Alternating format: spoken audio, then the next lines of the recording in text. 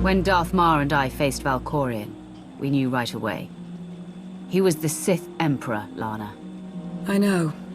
When he was struck down, it released ripples through the Force. Everyone who had felt the Sith Emperor's presence in the past, on Ziost, on Yavin 4, we all sensed what had happened. Arkan invaded soon after, claiming that an outlander had assassinated his father, the immortal Emperor. It didn't take long for us to unravel the truth. Which side did Arkan attack first? Both.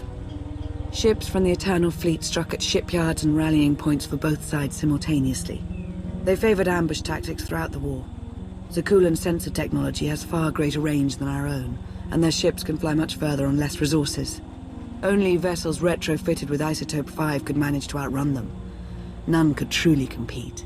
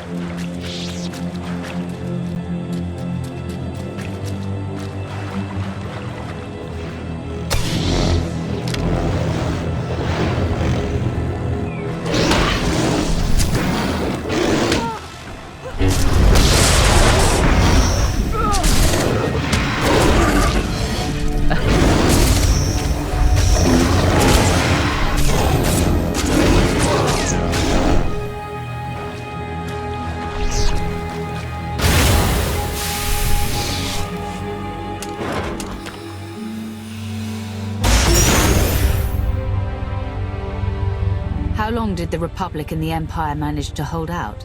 Within 3 months, the bulk of our naval forces were disabled or eliminated, and the Republic was in the same situation.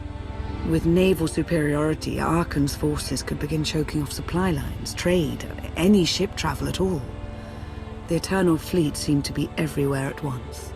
Coruscant and Dromund Kaas were blockaded by the end of the first year.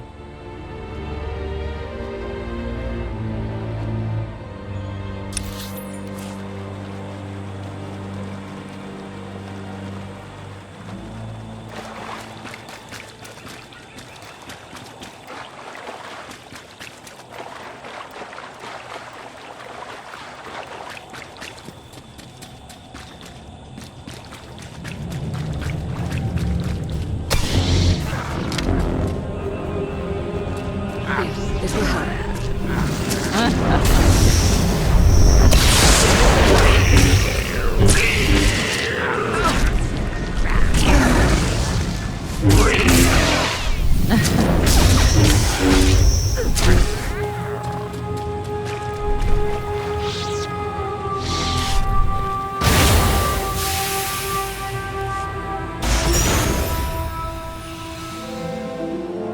How did it end? The members of the Dark Council fought Arkan's invasion ruthlessly and lost.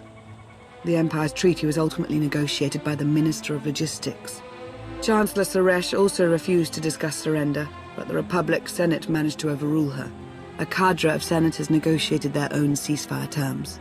All of those senators have since been disgraced or dismissed. I'm sure you can imagine the likely culprit. So far, the treaties with Zakul have held. But that will not last forever.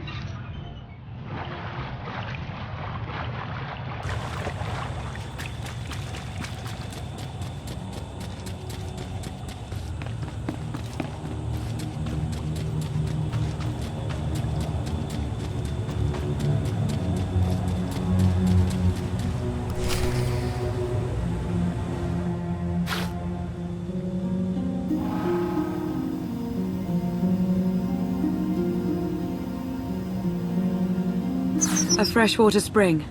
It should be safe for drinking.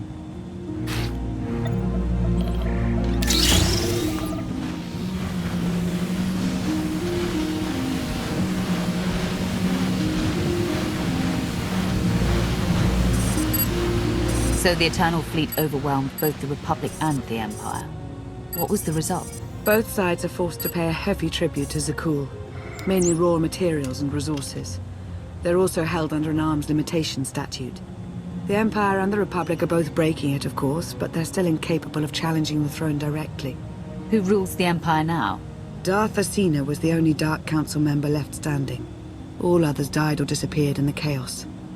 Without opposition, she declared herself Empress of the Sith. And the Republic? Suresh remains in power, though she no longer holds the title of Chancellor. The Republic has limits to their ruler's terms, but her replacement is a mere puppet. Both sides see this only as an opportunity to eliminate one another at a time of weakness, instead of combining what strength they have.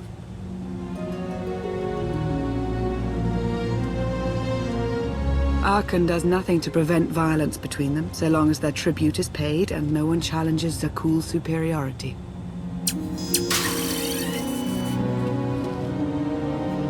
I'm surprised Arkan didn't try to destroy both governments. He obviously had the firepower. I don't think Arkan feels any desire to actually govern our portion of the galaxy. For now, he sees it as a backwater, useful only for resources. Powerful Zakulan battle stations have been placed in orbit around key worlds to watch for possible uprisings. But there are no ongoing planetary occupations. The ships of the Eternal Fleet simply patrol at random, while the tribute paid to Zakul gradually chokes all economic potential. What about my team? My ship? I have allies looking for them as we speak. With all of the chaos of the last few years, though, it will take time to find them all. For now, we make do with ourselves, Koth, and HK.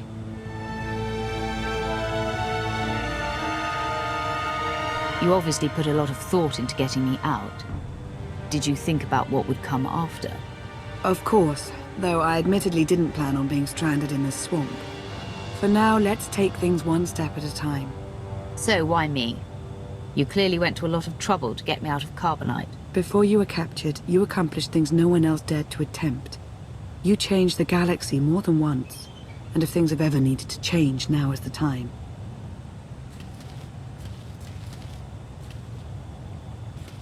But there is something else. I've felt it since the moment I found you in Carbonite. There's a power in you. Something new. It's elusive, but I know it's there. I think you're right, Lana. I think the Emperor, Valkorion, is in my mind. What? After he died, there was a storm of energy. I barely even remember being thrown into the carbon freezing chamber. And then, while I was frozen, I saw things. Dreamed about him, about everything that happened while I was gone. It can't be.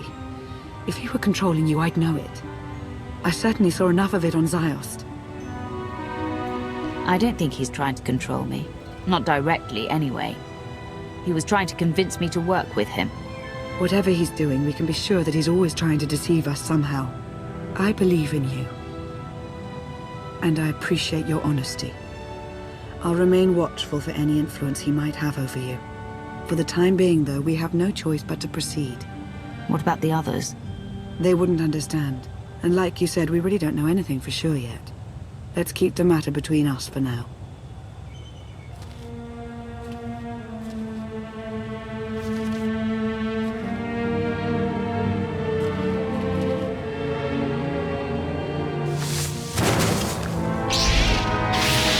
Salutation.